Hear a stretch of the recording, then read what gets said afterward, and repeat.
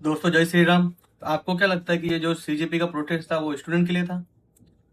मेरे को तो नहीं लगता, क्योंकि भाई अगर स्टूडेंट के लिए होता तो फिर स्टूडेंट में तो ब्राह्मण भी आते हैं, राजपूत भी आते हैं, वैश्य भी आते हैं, एससी एसटी के लोग भी आते हैं, दलित भी आते हैं, सब आते हैं। लेकिन वहां तो खाली मेरे हिसाब से तो वहाँ प्रोटेस्ट था खाली दलित वालों के लिए था, एससी एसटी और ओबीसी वालों के लिए था।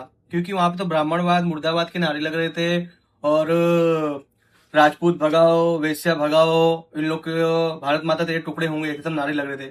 तो मुझे तो नहीं लगता कि मतलब वो स्टूडेंट के लिए था। मुझे तो लगता है खाली वो प्रोटेस्ट खाली दलित लोग के लिए और ओबीसी लोग के लिए, इन लोग के लिए था।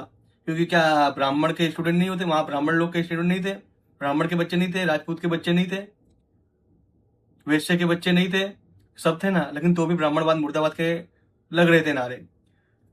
तो मैं यही बोलूंगा दोस्तों कि मतलब ये चीज मतलब एक्सेप्टेबल नहीं है। और इसीलिए मैं आज आपको बात करने आया हूँ कि भाई अगर आप स्टूडेंट के लिए ये सब कर रहे हो, अगर आप स्टूडेंट के लिए आप इतना आगे जा सकते हो और आप बोल रहे हो कि नीट का पेपर खराब होगा, नीट का पेपर अगर लीक हो गया तो बच्चों का भविष्य खराब होगा ने, आप जो भी बोल रहे हो, तो भाई बच्चों का भविष्य तो तब भी खराब होगा जब आरक्षण रहेगा। क्योंकि 90% वालों का एडमिशन हो नहीं पाता है, वो जनरल कैटेगरी से आते हैं इसलिए। और 50% वालों का एडमिशन हो जाता है क्योंकि वो दलित है, एससी एसटी ओबीसी वाले। तो भाई तो आप ऐसा बोल रहे हो कि कल उठ के यही बच्चे हमारे बच्चों का इलाज करेंगे जो पेपर खरीद रहे हैं, नीट का पेपर खरीद रहे हैं।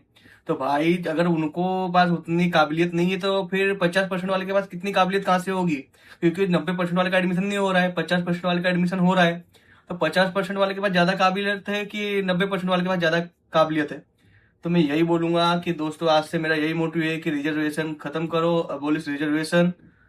क्योंकि रिजर्वेशन रहेगा तो क्या है, फिर जैसे आप लोग बोल रहे थे कि भाई अगर ये बच्चे पेपर लीक होगा और गलत लोग डॉक्टर बन जाएंगे तो वो कैसे इलाज करेंगे? तो अब आपको यहाँ भी बोलना चाहिए कि भाई जब 50% वाले को एडमिशन मिल जाएगा, 90 वाले को नहीं मिलेगा, 95 वाले को नहीं मिलेगा, तो अभी आप यहाँ नहीं बोलोगे कि यहाँ पे आपको फिर धर्म जाति आ जाएगी।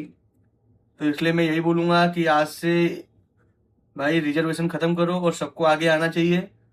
जितने भी मेरे ब्राह्मण भाई हैं, राजपूत भाई हैं, वैश्य भाई हैं, जितने भी हैं, सबको आगे आना चाहिए। और इन अब आपको इस पे करना चाहिए कि भाई रिजर्वेशन खत्म करो, इक्वालिटी लाओ। नहीं चाहिए हमको किसी को ऊपर नहीं करना है कि भाई ब्राह्मण ऊपर के, राजपूत ऊपर के, वैश्य ऊपर की, कोई बस सबको बराबर करो और अपने मेरिट पे एडमिशन लो। आप ऐसा लाओ कि अपने मेरिट पे एडमिशन लेके दिखाओ, मेरिट पे एडमिशन लो। तो दोस्तों मैं यही बोलूंगा कि मतलब आज से हमारा यही होना चाहिए कि मतलब जितने भी जनरल कैटेगरी वाली हैं, खास करके जनरल कैटेगरी वाली, उनको आगे आना चाहिए और बोलना चाहिए भाई कि मेरिट पे एडमिशन लो, इक्वलिटी लाओ। नहीं चाहिए आरक्षण, चाहिए ही नहीं। आरक्षण क्यों चाहिए आपको? अभी तक तो आप बोल रहे थे कि मतलब गलत, मतलब पेपर, नीट का पेपर लीक हुआ तो मतलब गलत लोग डॉक्टर बन जाएंगे। तो इसमें भी तो, आरक्षण में भी तो गलत लोग डॉक्टर बन रहे हैं। ये आरक्षण देके आप जिसको सीट दे रहे हो, किसी का हक मार रहे हो, तो वो तो गलत ही हुआ ना भाई। वो भी तो गलत बन रहे हैं, गलत ही डॉक्टर। अगर वो गलत डॉक्टर बन भी गया तो गलत ही डॉक्टर तो हुआ, क्योंकि उसके ऊपर 90% वाले का तो बेचारे का नहीं हुआ।